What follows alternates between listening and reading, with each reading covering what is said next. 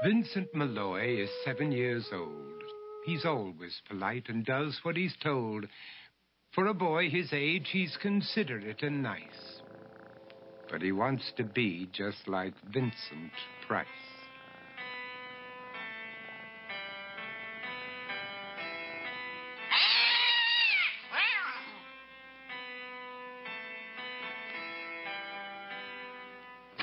He doesn't mind living with his sister, dog, and cats, though he'd rather share a home with spiders and bats.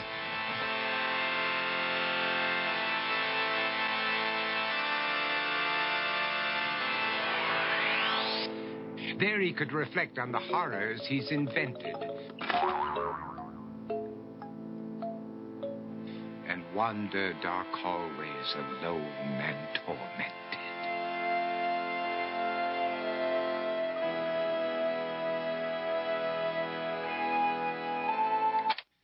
Vincent is nice when his aunt comes to see him, but imagines dipping her in wax for his wax museum.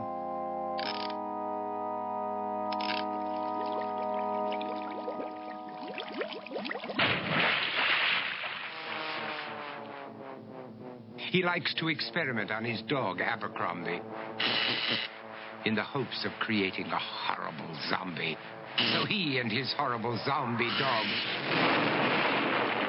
could go searching for victims in the London fog. His thoughts, though, aren't only of ghoulish crime. He likes to paint and read to pass some of the time. While other kids read books like Go, Jane, Go, Vincent's favorite author is Edgar Allan Poe. One night, while reading a gruesome tale, he read a passage that made him turn pale. Such horrible news he could not survive, for his beautiful wife had been buried alive. He dug out her grave to make sure she was dead, unaware that her grave was his mother's flower bed. His mother sent Vincent off to his room. He knew he'd been banished to the Tower of Doom, where he was sentenced to spend the rest of his life alone with the portrait of his beautiful wife. While alone and insane, encased in his tomb, Vincent's mother burst suddenly into the room.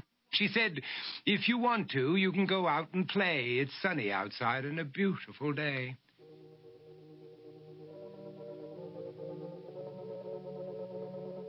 Vincent tried to talk, but he just couldn't speak. The years of isolation had made him quite weak.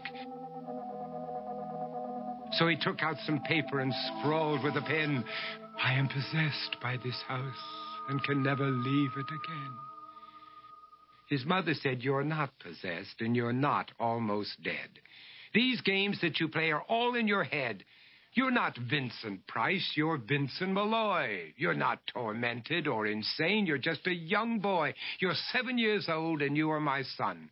I want you to get outside and have some real fun." Her anger now spent, she walked out through the hall. And while Vincent backed slowly against the wall, the room started to sway, to shiver and creak. His horrid insanity had reached its peak. He saw Abercrombie, his zombie slave, and heard his wife call from beyond the grave. She spoke from her coffin and made ghoulish demands, while through cracking walls reached skeleton hands. Every horror in his life that had crept through his dreams swept his mantle after to terrified screams.